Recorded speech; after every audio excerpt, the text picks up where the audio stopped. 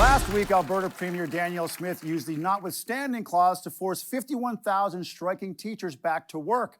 On top of that, they'll each have to write, "I will not exercise my freedoms" on a chalkboard 100 times. The teachers wanted smaller class sizes, and at first, it seemed like the Premier was open to compromise. The leadership needs to understand that there's, what's the phrase, more than one way to peel a potato. Is there, though? Pretty sure it's just peeler. But take it easy on Danielle. It's hard to learn these things when your home ec class has 80 kids in it.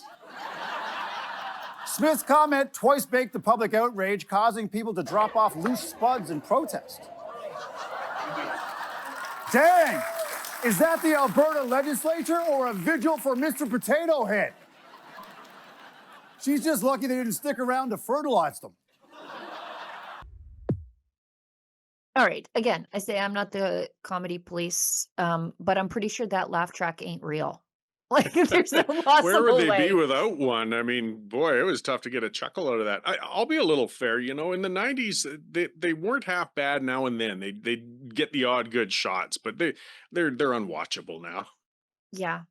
Oh, I see that our second panelist has joined us. Our second panelist is Stockwell Day. He is the former leader of the official opposition and a Stephen Harper cabinet minister, and we're really lucky that he was able to make the show today. So let's bring Stockwell Day on. Stockwell, you might not have a lot to say because I don't think you just saw the clip, but we were talking about 22 minutes taking a swipe at Premier Danielle Smith for legislating teachers back to work. They said, the teachers were protesting for smaller class sizes. Comedy is, I guess, in the eye of the beholder, but I'm looking real hard and I didn't see anything even remotely funny there. And I think that's the case for 22 minutes for a very long time. I saw most of the clip. It's sort of standard 22 minutes. And, it's fine. Comedy is comedy. Comedy that comes from 22 minutes or anything to do with mainstream media, of course, is always poisoned heavily to the left. You never see, this kind of vicious attack on people on the left or on liberals. So the fact of the matter is, Premier has done very well on the education front. And I think what's got to happen, and I've been proposing this for a while, way back when working with the Ralph Klein government, and previous to that with the Don Getty government, and previous to that, believe it or not, with Premier Lougheed, the government of the day was very responsive in terms of saying, we are truly about diversity, so we want to have choice in education. And the government made Alberta a leader in terms of true choice, true diversity in legislation, in education, so parents could have choice. Some of those choices are funded. The present ATA, so I'm not swooping all teachers into this, but the present ATA is viciously against true choice. They are viciously against diversity.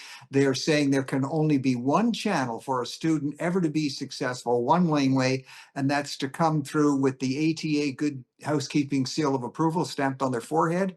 And, it's fine. We should always be trying to improve public education. But I'm saying to parents, I've been saying to people in the business community, if you want students graduating who are thoroughly convinced that cultural Marxism is the way to go, then keep your kids in the public system.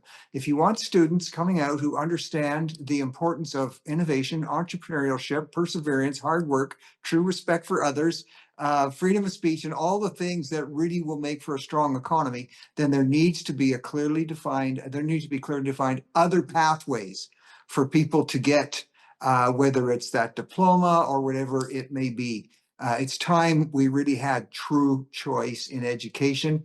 Premier Smith understands that. And to show you, I'll just close out with this thought, to show you how narrow-minded the union is at the ATA, they're actually, as you know, going around the province saying that alternate choice or charter schools, etc., should be shut down. There should be no funding for them.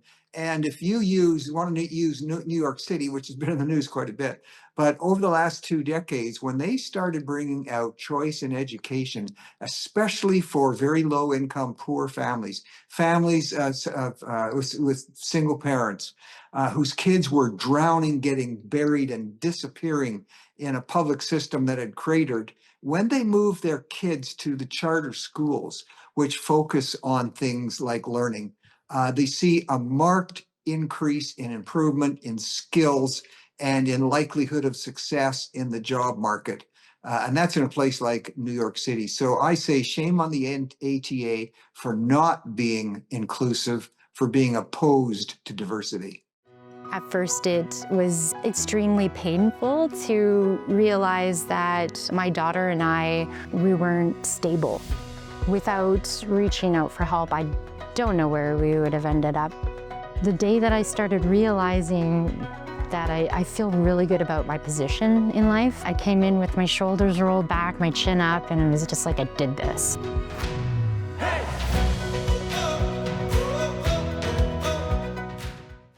Well, and shame on this CBC for pulling off this attempt at comedy. I wouldn't object, except for I'm paying for it. You know what I Right. mean? I don't want to pay for this painfully unfunny garbage that they're spewing.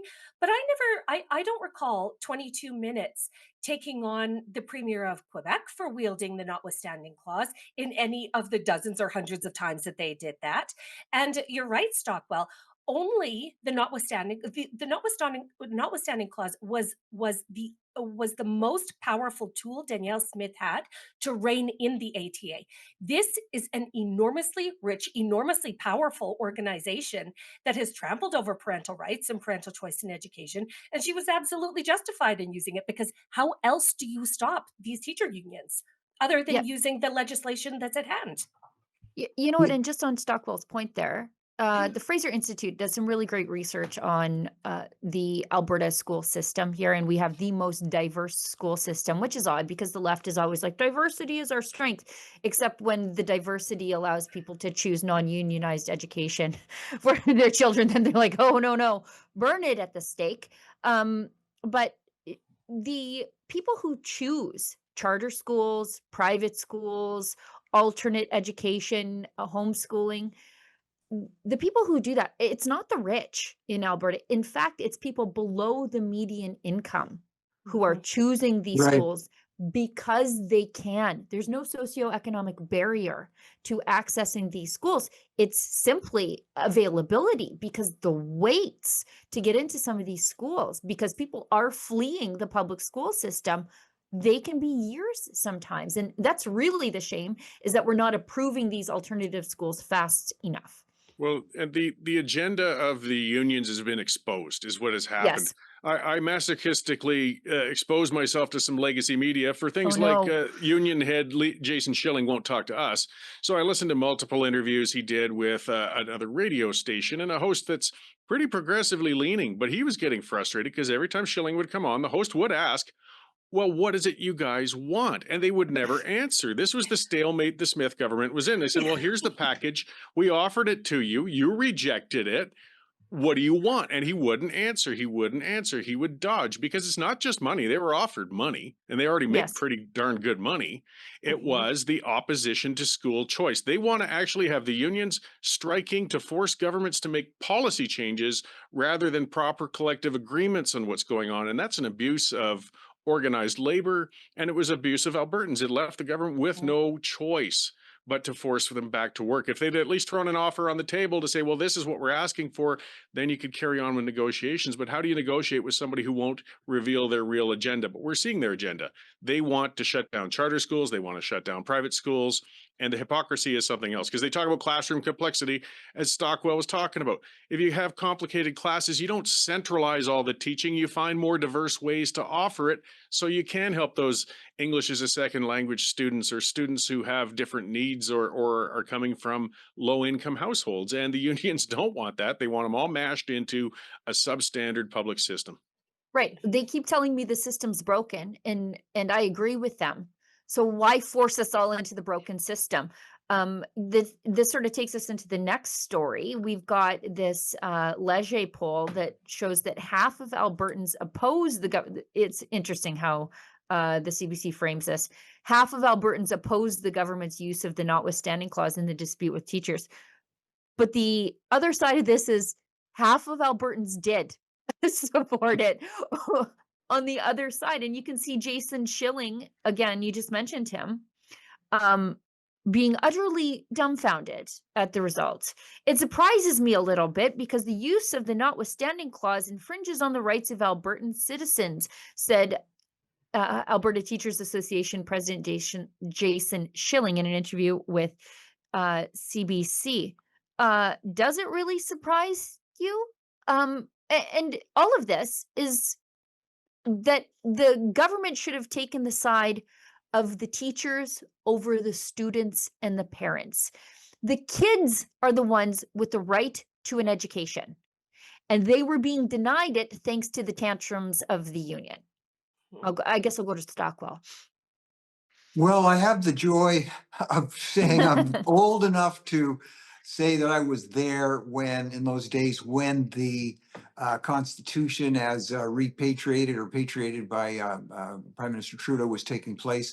And it was Premier Lougheed, and it was a premier, an NDP premier, Blakeney from Saskatchewan, who could see the day coming, actually the day was upon us, when the central forces, the central government would be so strong and so opposed to the hopes and wishes of people in Western Canada, maybe even Atlantic Canada, that they would impose laws that would actually be so obnoxious that it would actually threaten separation. And so Premier Lougheed, Premier Blakeney, the Socialists, the NDP, said we need to have some kind of a provision in some cases where we don't, the notwithstanding clause is not a stop, it's a hold, where Right. it simply says, for a maximum period of 5 years, notwithstanding what the court has ruled, we're putting this on hold. That's all that says.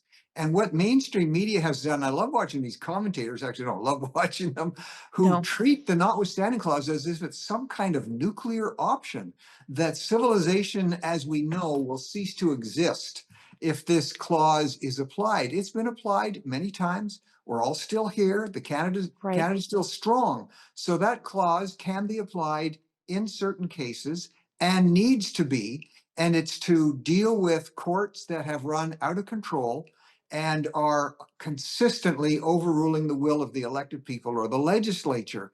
Keep in mind, if you don't like how the courts have ruled, if you don't like the recent ruling that said a minimum of 1 year in jail for exploiting children with child porn and abusing them. The Supreme Court has said that's just too mean to the exploiters. If you don't like the fact that some courts, lower courts have ruled, first in Nova Scotia, that poppies are offensive in the courtroom.